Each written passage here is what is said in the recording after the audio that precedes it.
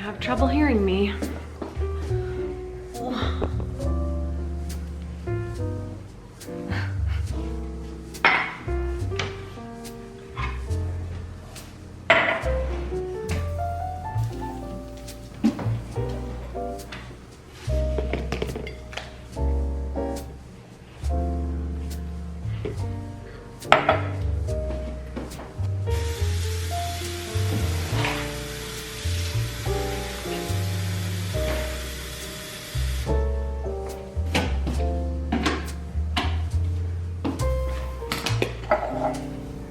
So I'm a little fired up. I read something today, and you know, it's actually been on my mind quite a bit since becoming a parent.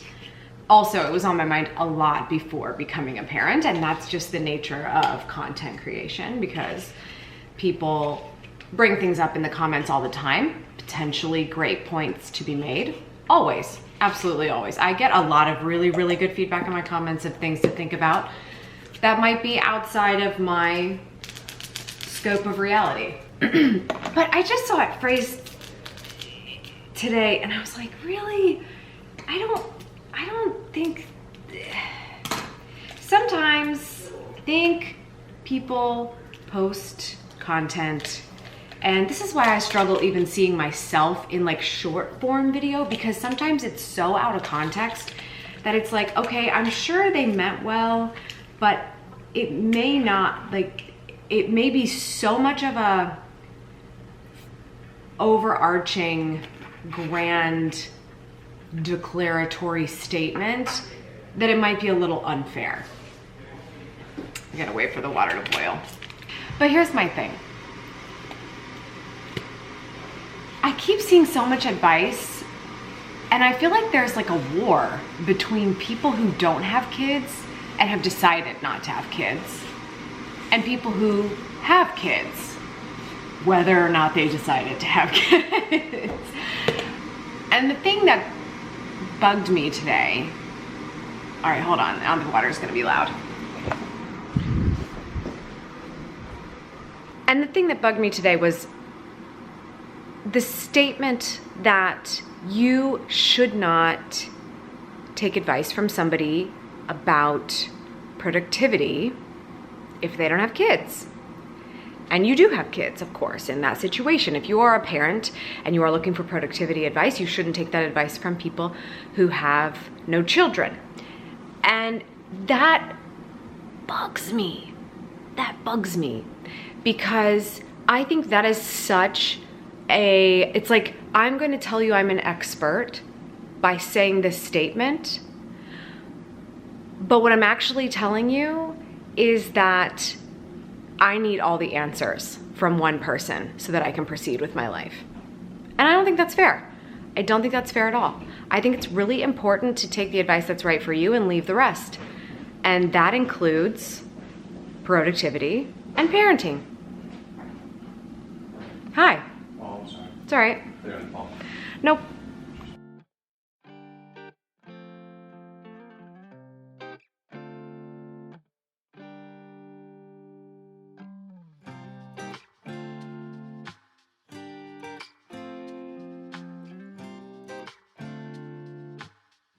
Okay.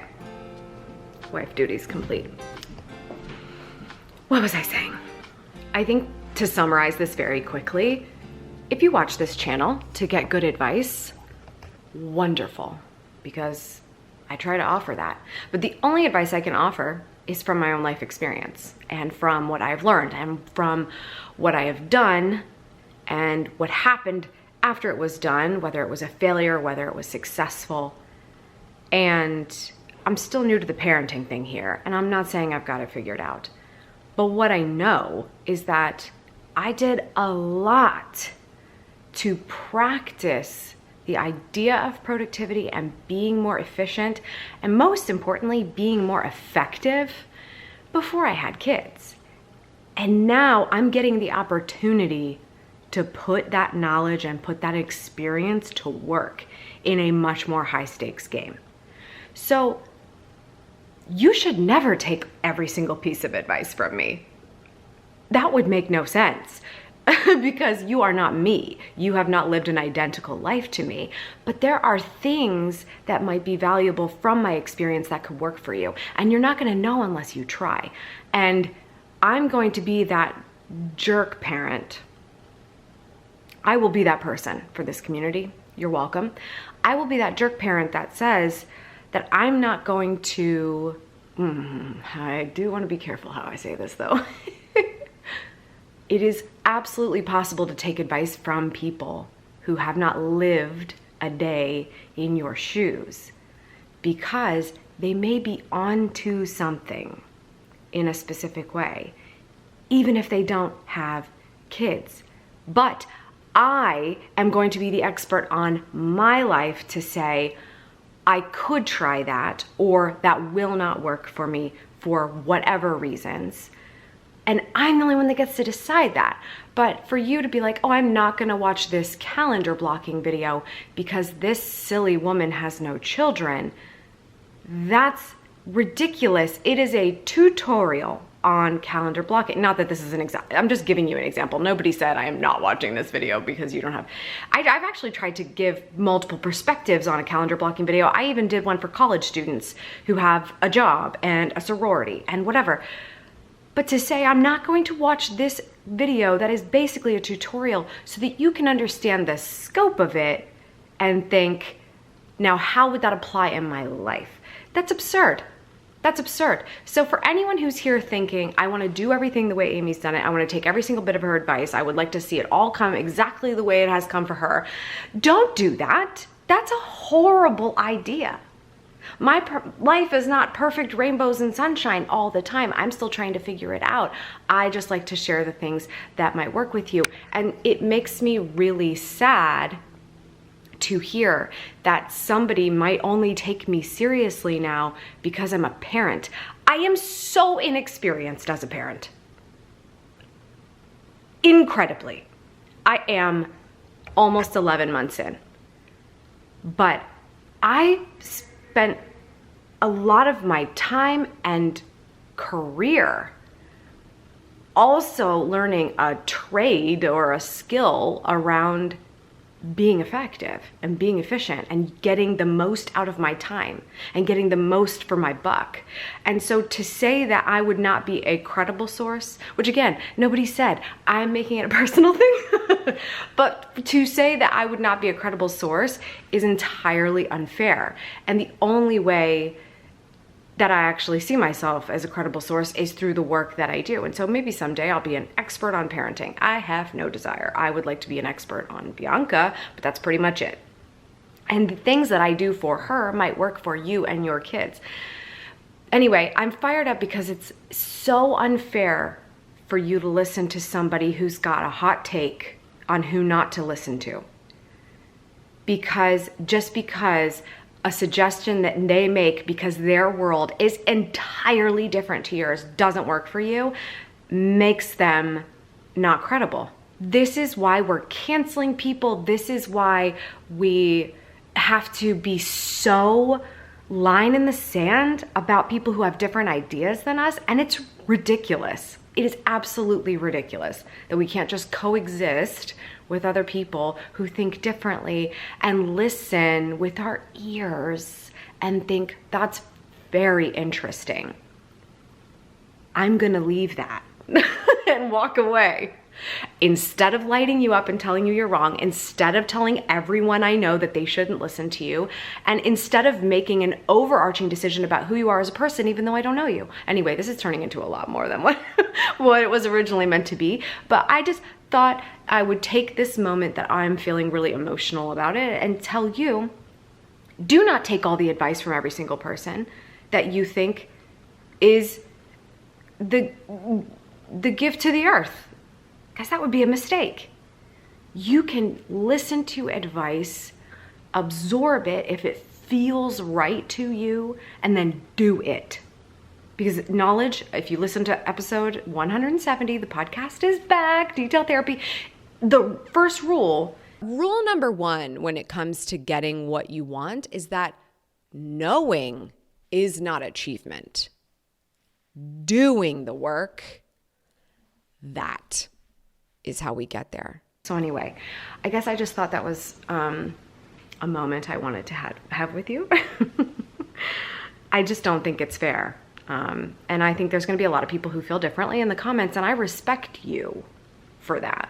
And I respect you even more because you're here still watching, because you've watched previous videos, because maybe you've seen a video in the future and you're seeing this for some reason out of chronology. But I respect you even more for still being here and disagreeing with me, because it means you are one of those people who can take a piece of advice from someone and leave what doesn't work for you.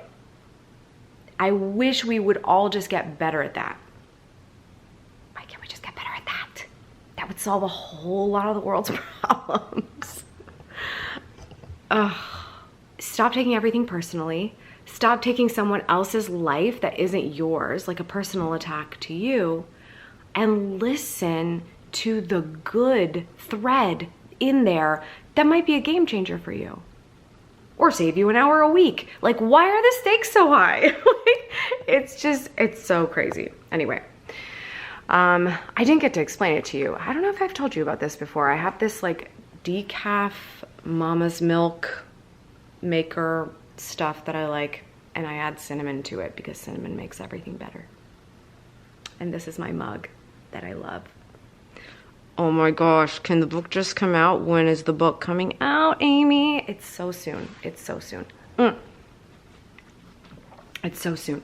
Bianca has been sleeping for almost 2 hours, so I'm not sure if we should be concerned or celebrating. But I am not nervously passing the time by speaking with you.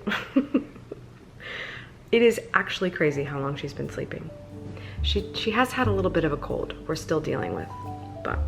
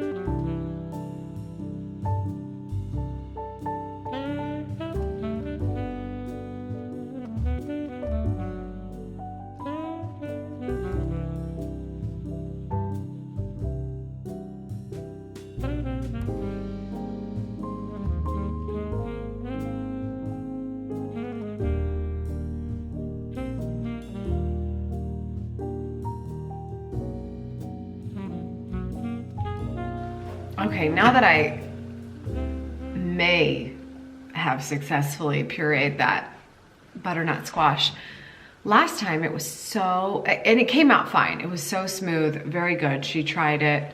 She always makes a face like, but she then continues to eat. She loves it. Anyway, that's gonna be dinner tonight, but it came out really nice. It just was kind of a weird process today because I think I didn't cook it long enough because it was a pretty big squash. But anyway, glad to have some fresh puree in the fridge. I have to say that one of the reasons why I have my sanity right now is I had a conversation with one of my good friends who is a very experienced mother, and I was kind of stressing out to her on the phone about not having enough breast milk, and I was like, it just kind of sucks no matter what I do.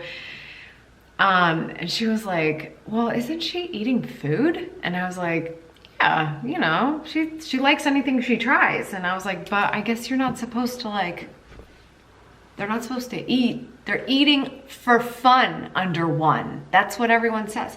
She's like, my kid was eating 3 square meals by 8 months old. Well, maybe not 8, but I don't remember. It was earlier than a year. And I was like, wow. And ever since I started testing that theory, my daughter loves human food, okay? Not just breast milk, which is very human food. But anyway, so it's good news. I love that she's eating food because it makes me feel like I am like slowly ramping up to having to plan all of her meals per day. It's just setting in that I've never been good at feeding myself lunch. And now I have a human that I don't get to just skip lunch. I have to make sure she eats it. So anyway, that's a fun learner's curve. Look at my pretty flowers. They're just like hiding down here in the corner. But can you tell, I'm just like surrounding myself with florals. It's like, makes me feel like there's life down here. It kind of looks like there's a pink jungle taking over. But anyway, one of the things once again, I wasn't sure I was gonna get a video out because I have been really busy working on something. And it's just something small. It's nothing crazy, but I have an amazing community of people who subscribe to my emails. And something that I haven't hit my stride on in a while because we've just been so focused on videos and podcasts and all that kind of stuff was just getting my newsletter to a place where like I felt like it was extremely valuable for people. I always try really hard not to send an email unless there's a lot of value to be shared, but we didn't really have like a cadence essentially. So I was trying to figure out like what would it be even if I did have something like that? Like what am I gonna shake things up with? You know, I'm feeling the need for like pivot action right now, and I'm trying to be really careful about the choices I make with that. And something I also don't do very often is talk about it extremely openly. I usually keep all of this to myself until I have the perfect master plan, and then I do it, and then I'm like, ha, look at this amazingness that's come to life. I'm really talking about it very much in real time now, so it's a little weird for me, but also it feels very appropriate because you guys are the peeps that I talk to. Yes, I just said peeps. We should retract that. I know, I'm sorry. I finally came to the conclusion that something I feel everyone in my community has in common is a level of ambition. And you've probably heard on previous episodes of Amy TV where I say things like, I'm talking to ambitious professionals. And that's because some people are employees in the workplace, some people own their own business, some people are in marketing, some people aren't. And so I feel like there's a common thread there, and it is people who are always looking to be better at their craft and to feel better in their work as it pertains to the balance in their life. And all of that stems from a great deal of ambition. But the last few years, as I love to say, it's gonna be like 2045, and I'm gonna be like, you know, the last few years have been a real challenge. I keep saying that, but it's true. And I actually got an email from somebody who's been on my email list for a very long time and has been a long time customer. And I was just reading about what he was saying about how his life has changed in the last couple of, I would say the last 2 years. Like, it really feels like there is a huge journey that we are all on in these last 3 years. And I have to keep reminding myself, my little screen upstairs in the kitchen, it has a very good quote that will pop up, and it says, what does it say? Everything will be okay in the end. If it's not okay, it's not the end. I didn't know that was John Lennon. Huh. So anyway, I just feel like that is such a resounding feeling in some ways for a lot of people. When you have all this ambition and it's been a challenging, extended period of time, it's kind of like, it's like that, it doesn't have anywhere to go. It's like it's like something is stirred up inside of you and you haven't figured out what the outlet is for it yet.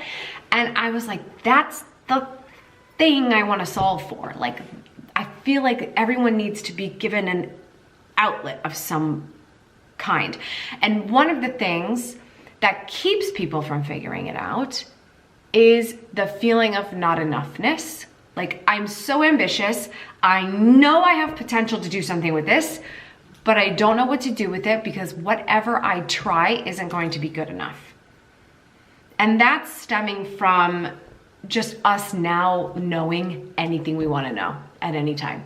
We can see what everyone's doing. We can see the best of the best. We can see people's lowest lows. We can see how talented people are. We can see people with huge teams of people executing content after content after content for them and feeling like, okay, well then how am I going to compete with that?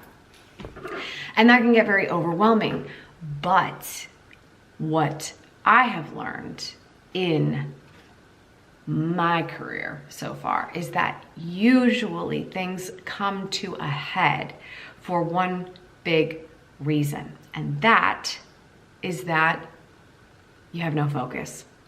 And so rather than letting the ambition bubble up but have nowhere to go because you're not giving it an outlet, because you can't pick one, because you feel like you can't compete in any area, you just need to be given the permission to focus on something and be extraordinary at one thing and let that one thing lead to so many other things. I mean, anyway, so that's how I came up with the idea for this newsletter that I've now started. It's called Simply Ambitious, and it is the go-to resource for people who feel they are ambitious professionals and want to be able to understand what it means to execute things in a simple, focused, but effective way.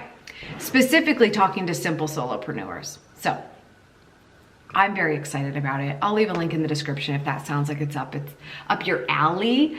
But one of the things I love to do, but is also a real challenge for me, which is why I'm excited about this, is writing. I know that sounds ridiculous because I just wrote my 3rd book, but writing is actually not quite that natural to me. If you hear the way I talk, like I can talk and I get pretty good at communicating. I practice as much as I can, but I write how I talk. And so it's like, it's not the best writing. So I'm always working on improving it. I'm always working on how do I better deliver the point that I am trying to get to? How do I get straight to it?